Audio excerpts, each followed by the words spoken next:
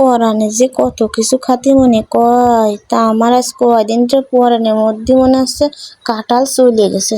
তা ঘরে একটা বড় কাঁঠাল ছিল, প্রায় পাইকে যাবে। তো আমরা কিন্তু কাঁঠালের এই সমস্ত সব কিছু ফেলে দিই, শুধু কাঁঠাল নিই আর কাঁঠালের বিচি নিই। অনেক জায়গায় দেখি যে কাঁঠালের সব কিছু নেই, শুধু তলার খোসাটা বাদ দিই। আমরা কিন্তু তা করি না বাবু, আমরা কাঁঠাল নিই আর কাঁঠালের বিচি নিই। অত হাবাইতে আমরাও পারিনি। তো আমরা গ্রামের মানুষ কিরাম রান্না করি তা আপনারা একটু দেখেন। তো আমি কাঁঠাল কিন্তু প্রথমে সবগুলো বাইছে নিছি আর কাঁঠাল না কাঁচাটাই খাতে মন করছিল, একটু পাকিয়ে গিয়েছিল তো খাজা কাঁঠালের মতো। আমাদের এইদিকে এই যে একটু শক্ত কাঁঠালের খাজা কাঁঠাল বলে, রসা কাঁঠালগুলো সেই খাজা কাঁঠালগুলো খাতে কিন্তু বেশ মজা লাগে, কামড়াই খাতে। তো এই যে দেখেন, আমাকে ধুয়ে পরিষ্কার করে নিছি, একটা হাঁড়িতে নিয়ে নিছি।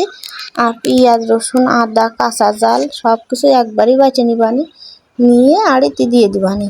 এই যে আমার করা মশলা তাও বাটি নিবানি, কাঁচা মশলা। আমি কিন্তু কাঁচা মশলা বেশি বাটাবাটি করি, আমি কিন্তু গুঁড়ো মশলা খুবই কম দিই। তো কটা তেজপাতা দিয়ে দিলাম, আর সাথে কটা ফল দিয়ে দারুচিনি দিয়ে দিলাম, দিয়ে এবার লবণ দিয়ে দিলাম পরিমাণ মতো যেটুক লাগে। এই যে আমি কিন্তু একটা হাঁড়ি নিয়ে নিয়েছি, বড় হাঁড়ি। আর সাথে দিয়ে দিলাম হলুদ, এই যে হলুদ আর লবণ দেওয়া হয়ে গেছে। এখন যে বাটা মশলা আমি বেশি নিপিস করে বাটিনি, নিপিস করে না বাটলে হলো। আর কাঁচা মশলাগুলোও বেটে দিয়ে দিলাম।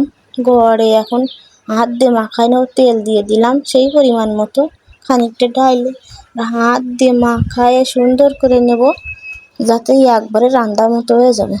এবার একটু পানি দিয়ে দেবো, বেশি পানি দেবো না, নাইলে আবার গলিয়ে যাবে না।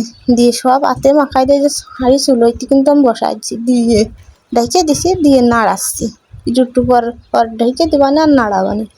যখন পানি শুকিয়ে যাবে না, তখন কিন্তু আমি নামাই নিবানি। এই যে দেখেন, আমি কিন্তু রেখে দিচ্ছি আর একটু জাল দিচ্ছি, আবার নাড়া দিচ্ছি, যাতে তলে যেন না আইটে যায়। তলে আইটে গেলে পুড়িয়ে যাবে না, পুড়িয়ে গেলে আর খাওয়া যাবে না, গন্ধ বাড়বে না। কি যে একখান গিরান বার হচ্ছিল রে ভাই, মনে করছিল কি আড়ির মধ্যে মাথা ঠেলে দিই, এইরাম গিরান বার হচ্ছিল। তো দেখেন আমার কি সুন্দর রান্না হয়েছে। তার দিয়ে দিলাম কটা লেবুর পাতা, যদি গিরানটা বেশি ভালো হয়। তারপরে একটু নাড়ায় আর কটা পাতা দিয়ে দিবানি, দিয়ে রেখে দিছিলাম। এই যে ফাইনালি কিন্তু আমার রান্না শেষ। খাতি যে কি মজা লাগ দিল। ভালো থাকবেন সবাই, আল্লাহ হাফেজ।